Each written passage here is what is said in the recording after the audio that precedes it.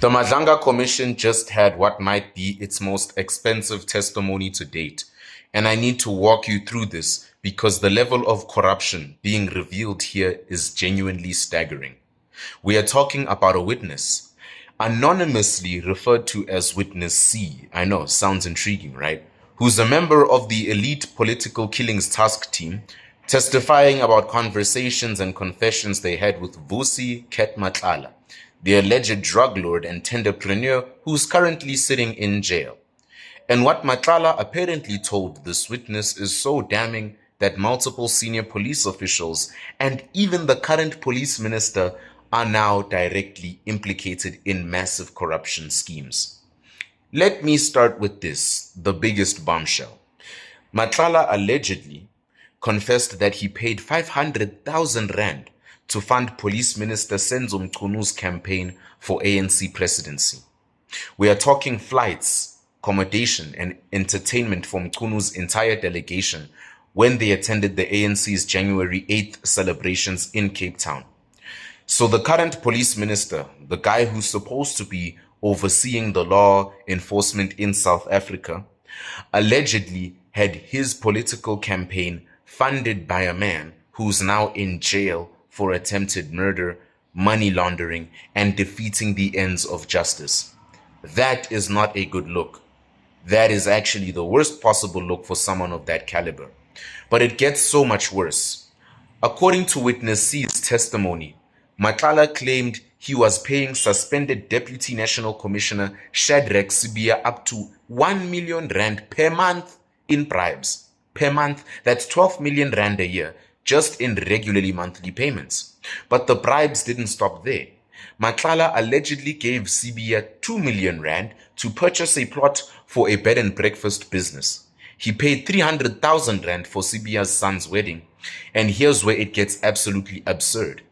He gave Sibia 20 impalas, not the cars, the animals, 20 actual antelopes, which have since died, presumably because a corrupt police official doesn't know how to take care of wildlife. Matlala also apparently told Witness C that Sibia loves money and once asked him to leave cash in a dustbin to help resolve difficulties accessing a police clinic. So we've reached the point where senior police officials are having criminals leave bribe money in trash bins like they're doing a drug deal in the 1980s cop movies. This is the level of brazen corruption we're talking about. It's that bad in South Africa. The testimony revealed that Matlala contributed 80,000 rand towards a party celebrating the promotion of Major General Richard Shibiri, who is the head of the South African Police Service Organized Crime Unit. Let that sink in for a second. The head of the Organized Crime Unit had his promotion party partially funded by an alleged organized crime figure. It's like if the DEA chief had his birthday party catered by El Chapo or Santos or Pablo Escobar. Now, let's talk about the 1.2 billion rand tender because this is where the scale of the corruption becomes truly mind-blowing. Matlala revealed that both Shadrack Sibia and the KZN Hawks head Major General Lesetja Senona received multi-million rand kickbacks from a massive SAPS Health Services contract. Matlala allegedly kept a 360 million rand portion of this contract after Sibia and Senonia helped him secure it. So senior police officials were actively helping a criminal win government tenders worth over 1 billion rand and then taking their own cut of the money. This is state capture level corruption happening within law enforcement itself. Witness C also confirmed something that was already suspected. Matlala ordered the hit on his ex-girlfriend, actress Tebogo Tobechane, and paid 150,000 rand for the attempted murder. So in addition to all the corruption and bribery, we're also talking about someone who casually orders assassinations and has the police connections to think he can get away with it. But here's where the story gets even more wicked and twisted. An audio recording was played at the commission where Matlala claimed that Police Minister Mchunu cancelled his lucrative contract because he refused to fabricate a case against Crime Intelligence Head Lieutenant General Dumisani Kumalo and Witness C himself. So according to Matlala's own words, the police minister wanted him to create false evidence against investigators, and when Matlala refused, his contract got cancelled as punishment. If true, this means the police minister was actively trying to use a criminal to frame law enforcement officials who were probably investigating corruption. After the December 6th, 2024 raid on his home, which you might remember from our previous coverage where a police helicopter showed up trying to stop the arrest, Matlala complained to Mchunu and former National Commissioner Fani Masemola's Chief of Staff Mokgotsi, but apparently no action was taken to help him. Instead, Matlala alleged that Mchunu enlisted the state security agency to use grabber devices to identify who was investigating him. So the police minister allegedly used state intelligence resources to hunt down the investigators going after his corrupt business partner. When Matlala realized he wasn't getting protection from Mchunu anymore, he went to KwaZulu-Natal to meet with former police minister Bheki Cele, the man in the hat. And this is where it connects back to our previous coverage about Bheki Cele's relationship with Matlala, the one he so tried to deny. According to the testimony, Cele advised Matlala not to fabricate cases against the police, which sounds reasonable, until you remember that Bheki Cele was giving this advice to someone who was already deeply involved in corruption schemes. Matlala also claimed to also have told Cele about a Rolex watch that was stolen during a police raid, except he was literally wearing that same Rolex at the meeting. So he was testing whether Cele would go along with the false claim, and apparently Cele didn't call him out on the obvious lie. During the December 6th raid, Matlala told investigators that he knew they were coming because he was tipped off by Sergeant F.E. Nkosi, who works under Shadrach Sibia.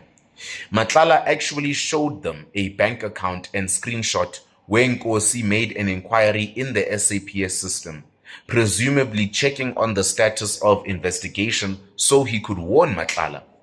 So even as they were arresting him, Matlala was openly admitting that he had cops on his payroll who were feeding him information about police operations against him. What makes all of this even more remarkable is that these aren't allegations from external investigators or journalists. This is Matlala himself, apparently confessing all of this to a member of the Political Killings Task Team. Talk about nothing to lose. He was so confident in his protection from senior officials that he was openly bragging about the bribes he paid, the hits he ordered, the contracts he secured through corruption, and the police officials he owned. He genuinely believed he was untouchable at one stage. And based on how long this went on, he basically was untouchable. He won a 360 million rand contract with the South African Police Service just 1 week after Bheki Cele left as police minister. He paid senior officials millions of rand in bribes for years. He ordered attempted murders. He corrupted multiple police units, and through all of it, he was protected by people at the highest levels of law enforcement. The Madanga Commission was established because KZN Police Commissioner Nhlanhla Mkhwanazi made explosive allegations about criminal syndicates having infiltrated the justice system. At the same time, some people dismissed it as political infighting or exaggerating. But witness C's testimony about Matlala's confessions proves that Mkhwanazi was absolutely right. The infiltration is real. It goes all the way to the top, and the amounts of money involved are staggering. We're talking about the current police minister allegedly having his own political campaign funded by a criminal. We are talking about a deputy national commissioner receiving 1 million rand per month in bribes, plus wedding payments, plus a business plot, plus 20 antelopes. We are talking about the head of organized crime having his promotion party funded by organized crime. We are talking about a 1.2 billion rand tender being corrupted with multi-million rand kickbacks. We're talking about state intelligence resources being used to identify investigators. We're talking about criminals being tipped off about raids by police officers who work for senior officials. This isn't just corruption, this is the complete capture of law enforcement by criminal networks. And the most terrifying part of all this is that it only came to light because a few investigators refused to go along with it and were willing to risk their careers and possibly their lives to expose it. The Madanga Commission is still ongoing, and if this is what we're learning now, I genuinely cannot imagine anymore what else is going to come out before this is over. Because this feels like we're watching a Kings of Joburg episode on Netflix. Tell me what you think. This is the Summer Sambit, and like always, share the love, like, share, comment, subscribe. I'll see you next time.